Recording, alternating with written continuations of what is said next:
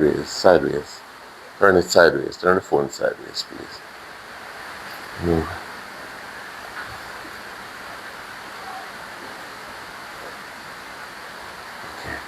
Hello, good morning, students. Good morning, sir. How are you today? Fine, thank you. And how are you? I am well myself. Many, many thanks to you for asking me how I am. And it's good to see you today. And it's good to be here today with you for Read Across Jamaica Day. I am Sean C. Harrison, and I am a Jamaican right from St. Thomas here, singer, songwriter, poet, general writer, mental health advocate, and mental illness sufferer, meaning I was diagnosed with a mental illness some this year, 30 years ago. Paranoid schizophrenia is actually the name of the illness with which I am and have been affected. And, I'm going to read something for you today from this book, which is my own personal publication. You see my picture here on this book? Yes. Yes, this is my own book of my personal testimonies. Any of you have gone to church and heard about testimonies, giving testimonies? Yes, you've heard about giving testimonies. And what do testimonies talk about mainly? And what do testimonies highlight? What do testimonies consist of? Please tell me. Please tell me someone. Mainly, all right, I will tell you mainly, they consist of what God has done for you, right? As well as how God has used others to benefit you, as well as how God has used you to be of benefit to someone. Isn't that so? Isn't that what testimonies are about? Yes, man, that's what testimonies are about.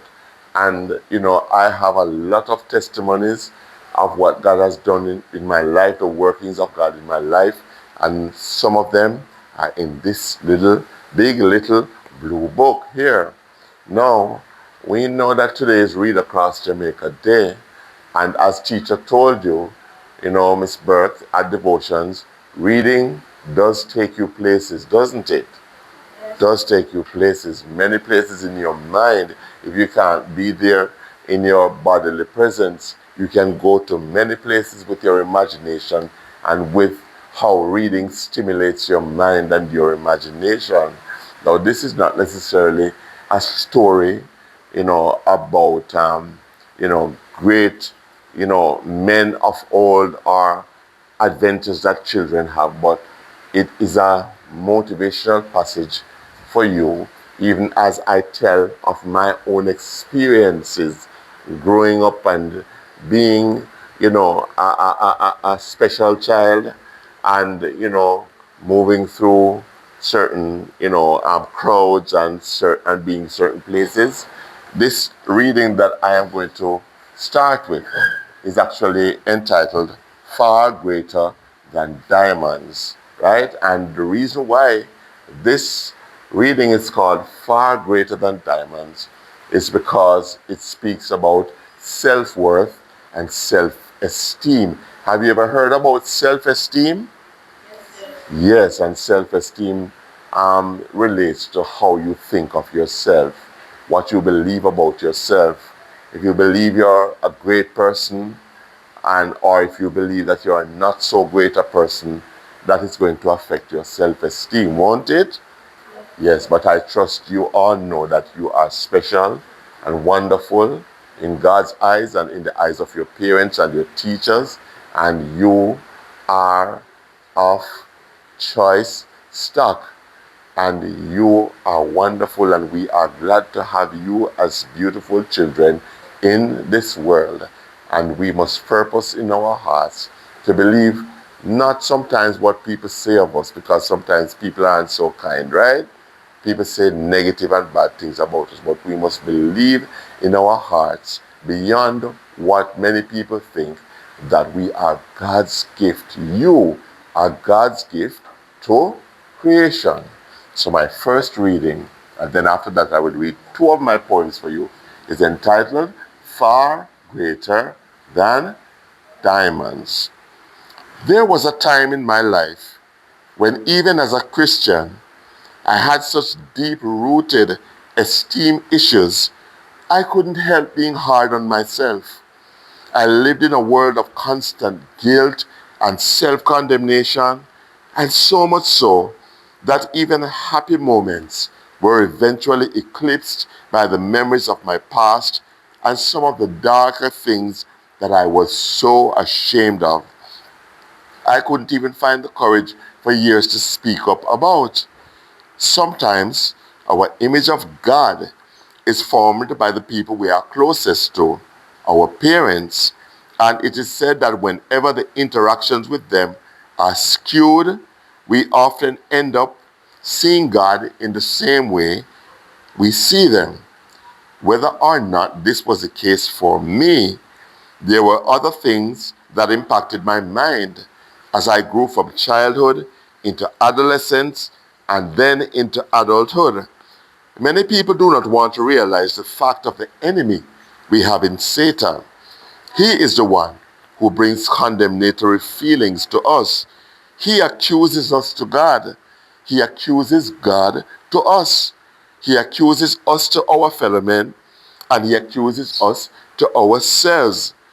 I believe, looking back, that because of my chosenness, I was prime target for the forces of darkness to enter my life and do all they could have to stop the purpose God had for me as well as my destiny, right? And many of you young people are chosen vessels to God too, who may be experiencing what I went through. You may not have people around you who affirm your worth, and sometimes even if you do, their words just can't seem to sink into the cores of your beings. You may harbor thoughts of self-harm and self-defeat that cripple you every time you may want to do something for Jehovah's kingdom. This is the enemy's goal, and for years he immobilized me as a child of God, meaning I was at a standstill. To be immobilized means that you are prevented from moving, right? As a child of God. But eventually, as I read the Word, which is the Bible, the Scriptures, and listened to uplifting, affirming music that spoke to my worth, received encouragement from good friends, as well as giving myself to prayer, the veil slowly lifted, and I began to see apertures or little signs, openings of God's love and grace, until finally, over many and many years, many tears, the spirit of condemnation left me. And though today I'm not yet perfect, I certainly am glad that the enemy's power over my mind in that respect was shattered. I know and feel the love of God in so many ways, but couldn't see the unfailing love that waited so patiently to change my life until the Word, the Bible, illuminated my darkness. Anybody knows what illuminated means, or to illuminate? What does it mean to illuminate something or somewhere? It's, yes, very good, sir. Shake my hand. Yes, light up. Clap him, man. Clap him. Good, sir. Yes, the word illuminated my darkness. The testimonies, as I am giving to you now, of others also helped to change me. I listened to programs that gave other people's experiences on the radio and on the TV and on the phone. And when I saw I wasn't alone, I was eventually elevated to a place of healthy self-love. I thank Jehovah and His Son, Jesus Christ, today, as well as the ministration of the Comforter, the Holy Spirit, for breaking through my darkness and for giving me the true revelation of His character. He can do the same for you and you and you and you. Friends, you don't have to take those drugs. You know, many of our young men today and even our young women have fallen into in the use of especially marijuana. I beg you, you don't have to fall into those things, using drugs marijuana and alcohol and other things. Many times people actually use these things to numb their pain and to mask their hurt. But I beg you, this is one thing I have been passionate about in telling children. It is not going to help you to start smoking marijuana. And especially, as well as, when I say especially, I mean because it is so prevalent in the Jamaican society and many people have normalized it to the point that we think, it's okay. Many people will tell you, me smoke it and it not do me nothing, meditate and this and that. But there are so many men we see and women who come to the psychiatric clinic that I go to monthly who actually end up, you know, mentally ill because of the use of marijuana. But when I say especially, I'm not saying it's the worst kind of thing. No, because cocaine and meth and ecstasy and all the different things, heroin and crack and all of those are very, very, very bad for you and are even more addictive than marijuana. But friends, let me tell you, stay away from the use of any kind of illicit drug as well as alcohol, because it will only make your life go down into a spiral eventually. If it is that you cannot handle it and you cannot say, you will know that you are able to handle smoking or whatever until it happens. And then what do you know? It is too late, right, teacher? It is then too late after you have tried and become hooked, right?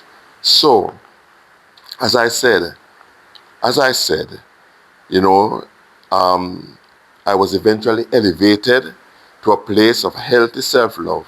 And I thank Jehovah and His Son Jesus Christ today, as well as the ministration of the Comforter, the Holy Spirit, for breaking through my darkness and for giving me the true revelation of His character. I said that already. He can do the same for you, friends. And as I said, you don't have to even take your lives. And I know that a number of you sometimes get a little bit depressed and down, don't you? And sometimes thoughts of things that shouldn't come to your mind come there. And, it is unfortunate that right across the board, from children to adults to elderly persons, sometimes their situations get so bad that they may contemplate self-harm. That is the taking of your lives. But let me tell you, life is worth living. And I am a living testimony of that. So you don't have to take your lives. You don't have to enter that premature relationship to find love at this time. A number of our young girls and young boys are initiated into early sexual activity. And when that happens, it affects your mind and it also affects your body, and brings about undesired and undesirable changes to your mind and your thinking and your body. You are too young for sexual activity, and you must say no to it until you are grown and mature and you have your wife or your husband, and then you can do whatever you do within the confines and precincts of marriage. So Jesus has all you need and more. He died for you. He rose for you. He now intercedes in heaven for you. Your worth is far greater than diamonds. Let's repeat that. My worth is far greater than diamonds. Again, my worth. Far greater than that. Again. My word is far greater than our Oh, yes, far, far greater. Believe His voice and word. You are a treasure. Do you believe that you are a treasure? Yes, and you will always, always be a treasure. Thank you for listening to this reading from my book that can be found on the Amazon platform. And I hope your hearts were blessed this morning by that reading. Were you blessed? Were you blessed by that reading? Great, great, great, great, great, great to know.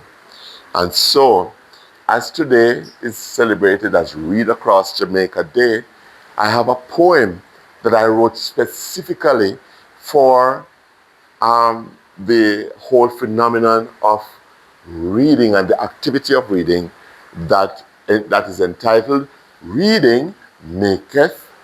Well, I think the original thing says a man, but it should, but I have, by mistake entitled it The Man. But whatever it is, this poem entitled Reading Maketh the Man will tell you about the goodness and the benefits of reading. What is that? Let me look. Ah, I see. It's a book. I wonder what it has in store. Oh, my friend, tell me more. Do you know how much I need a book like this? It's fun to read.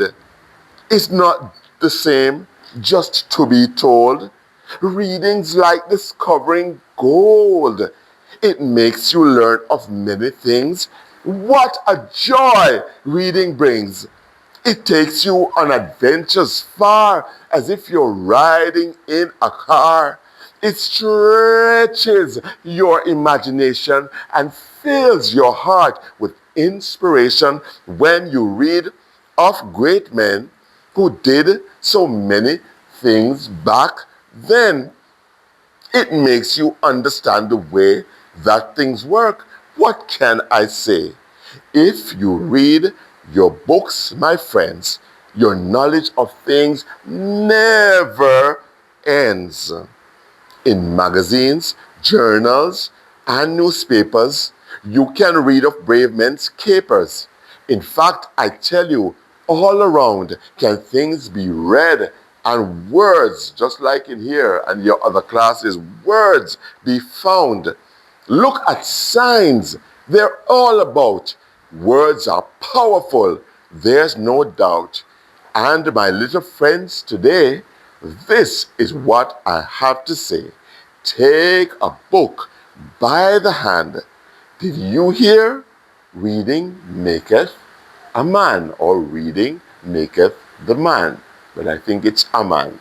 Let's repeat that. Reading, did you hear? Reading maketh a man. Again, did you hear? Reading maketh a man. Yes, indeed. It grows you up, it matures you, it enlightens you, it edifies you, it inspires you. It does all the good things for you if you employ yourself or yourselves to the reading of good, uplifting, positive material, because you know that there is a lot of trash out there, a lot of things that you shouldn't countenance, you shouldn't read, you shouldn't look into. Many books are there that you shouldn't trouble, but the books that are good and upright in what they teach and what they convey, yes, let those be the things that you put your heads into, and I know they will all make you better men and women, right? Of tomorrow. This is the last poem that I will read today. And because of the fact that I was an avid reader, meaning I love to read, I read a lot when I was a child and growing up. And because of that, I am able to express myself through poetry, through the writing of songs, through, the writing of other material that I have been able to put in my books. I have a total of 14 publications on the internet, for sale. And I wouldn't have been able to do all of this if I didn't employ myself to reading and exploring the world through the process and the act of reading. So please develop that and cultivate that love for reading, because I know it will only help you as you grow and as you go. Now, the last reading that I will do is a poem I wrote that is entitled Hurry Home.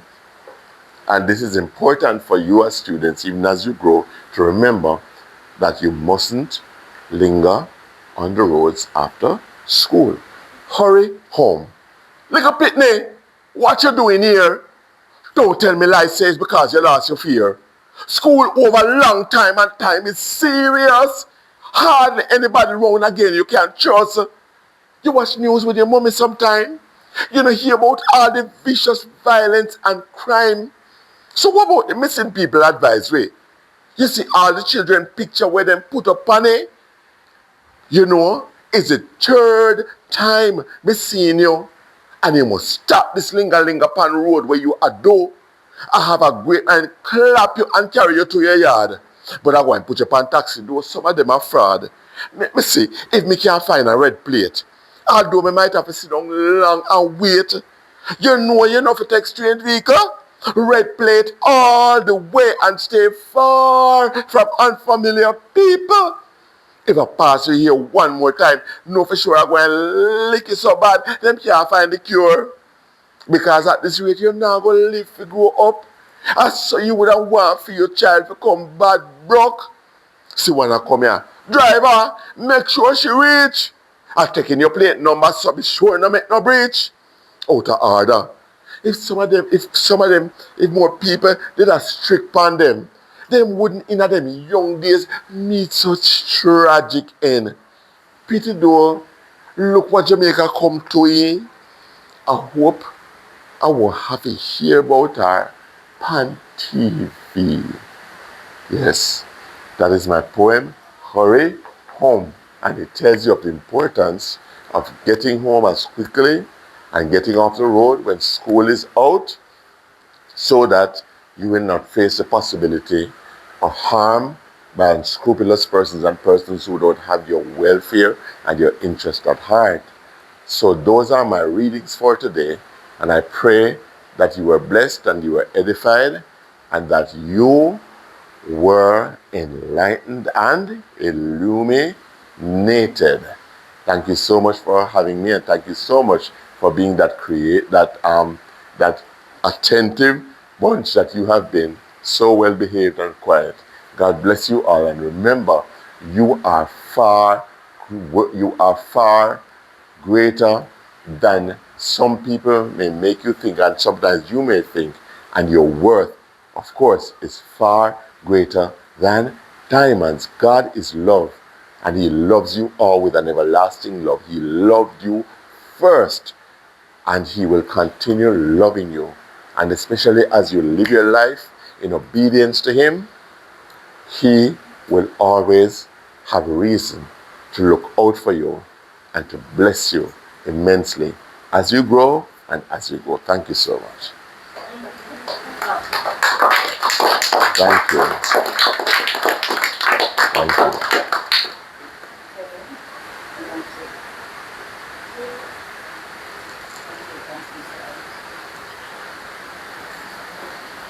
Okay, he's going to sit and we're going to talk loud now. We're going to talk up loudly. Thank you, sir, for coming to Johnstown Primary School, and I hope you come back another time. Thank you for reading to us. Yes, you're very welcome. It was my pleasure. Thank you, sir, for thanking me. All the best to you, students. God bless you. Yes.